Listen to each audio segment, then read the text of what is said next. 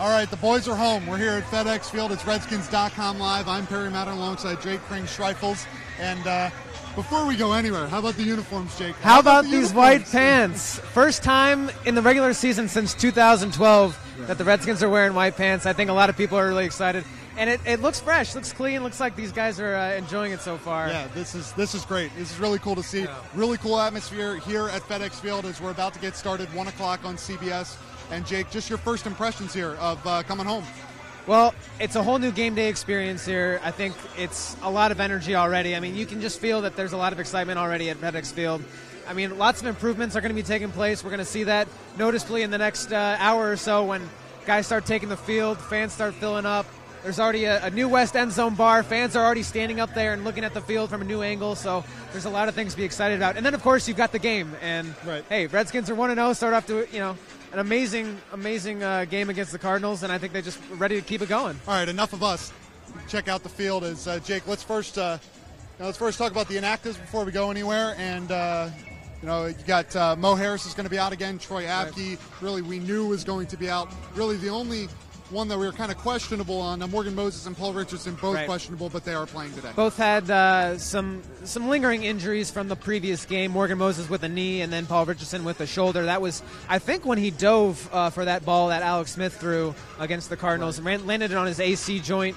Jay Gruden said on Friday, but he is going to be ready to go. I think it was just a precautionary thing. Let's just not overextend anything. So, in terms of the Redskins, they get Brian Quick back this week. They signed him after both Trey Quinn and Cam Sims go on IR. Tough to see those two rookies go down, but they bring back a guy who's really experienced with this team, obviously played with them last year and had all of training camp with them. Had a good training camp until he got injured and injured his thigh. So Brian Quick will help on special teams certainly as well. Also, Jehu Chesson is active for the first time for the Redskins. Maybe you'll hear his name. Not expecting him to see him as a wide receiver so much, but special teams, I'm sure he'll get some opportunities. Well, the Redskins and the Colts as they match up for the first time here in a little bit. And, Jake, you look at the Colts come in off a game last week they should have won. Now, they were up by 13 in the second half and really struggled down the stretch, and they were driving to score to try to tie the game. They fumble. Cincinnati returns it for a touchdown to really put the game out of reach. But, this is a team with Andrew Luck back in the lineup. Certainly pretty dangerous. They've got Andrew Luck back in the lineup, and he threw 53 times last week, so he's going to be throwing the ball a lot. However, Marlon Mack is going to be active for the Redskins.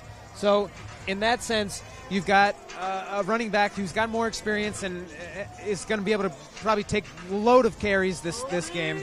So we have one guy passing us here, number 8, except this is Alexander Ovechkin. I just got to the game, and this is pretty cool. He's going to be out here for the coin toss. He disrupted my thought a little bit on the running backs here.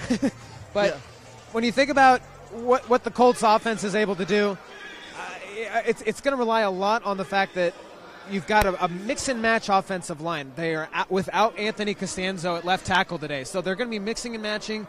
I think that is going to be really good opportunity for Ryan Kerrigan, Preston, and Smith. I mean, we saw that this Colts offensive line hasn't been great in years past for Andrew Luck. It's gotten a little bit better. They've gotten Quentin Nelson, Ryan Kelly, but having a starting left tackle out is not ideal. So that could be something to watch as well. It should be interesting to see how the Colts try to help those guys out, and we don't even really know what's going to happen, where they're going to put which guy that they have there, and that should be interesting to see how they try to block the edges. Ryan Anderson with a sack last week.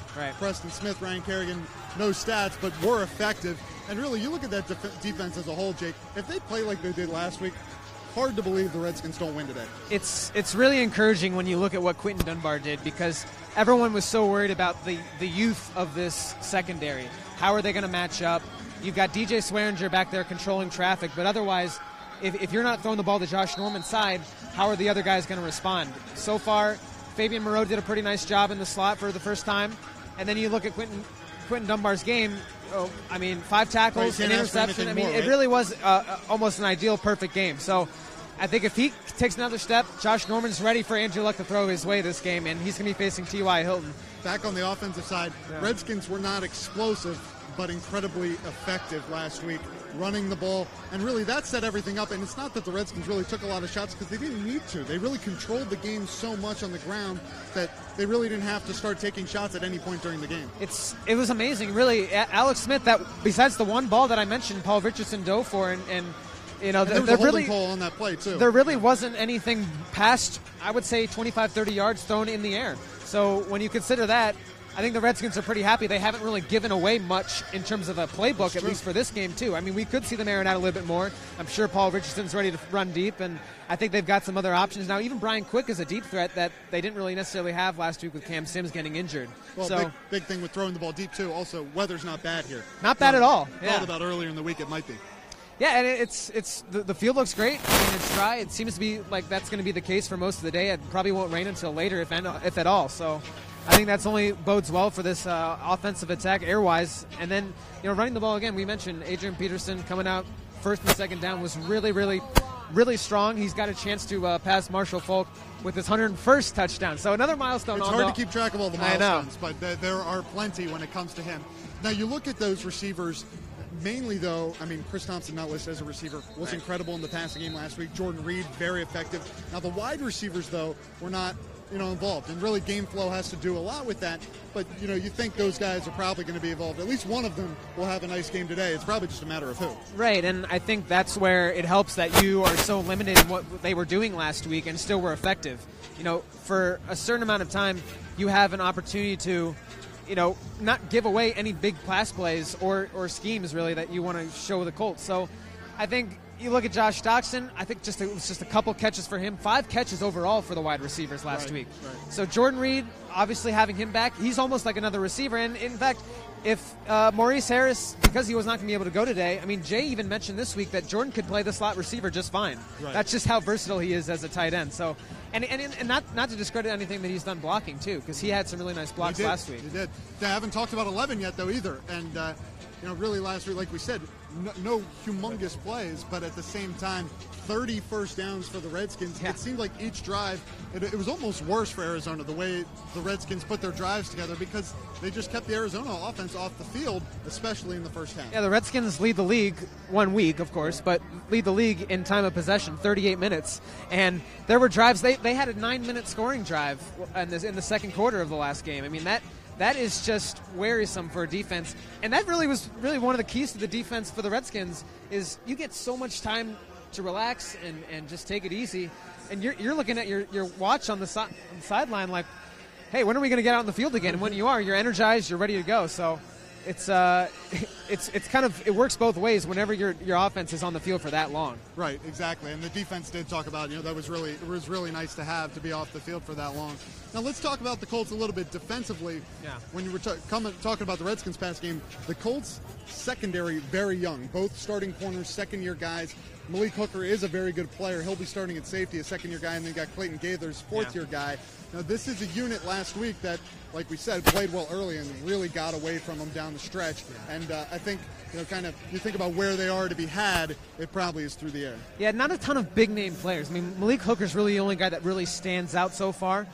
And I think, their middle linebackers are very athletic as well. So when it comes to Jordan Reed, I think that's where their strong suit's going to be. I think they're probably going to focus on him a lot. But I look at their pass rush right now, and Jabal Shurd and Marcus Hunt, both of those guys got after the quarterback pretty well against the Bengals. Top 10, I believe, in Pro Football Focus's rankings last week. So I think that's really going to help, at least for their perspective. That's going to be the key to helping them in the secondary, because look, I think a lot of, as you mentioned, these Redskins receivers are ready to break out a little bit, spread the ball down the field. I think Alex Smith is probably aware of that too. Look, I want to get the ball going down the field a little bit, make some big plays, and not always just be methodical, and let's have some diversity in this offense. And really, the way to do that, to open up the playbook, is have the offensive line be healthy. And they were healthy last week. Yeah. Man, knock on wood. It's amazing. Knock on wood. Right. But it's amazing, when you look at the last half of last year where the Redskins were, it was a different combination every week. Almost every quarter in some games, it was a different combination. And when you play the same 5 guys for the entire game,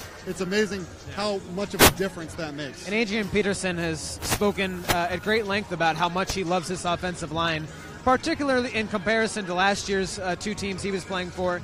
It just didn't work out for him. They didn't have good lines, New Orleans or Arizona. He can already tell after one game, everybody understands their responsibilities, and then they understand their partner's responsibilities. So you watch this team block, everybody is working as a unit, as a team.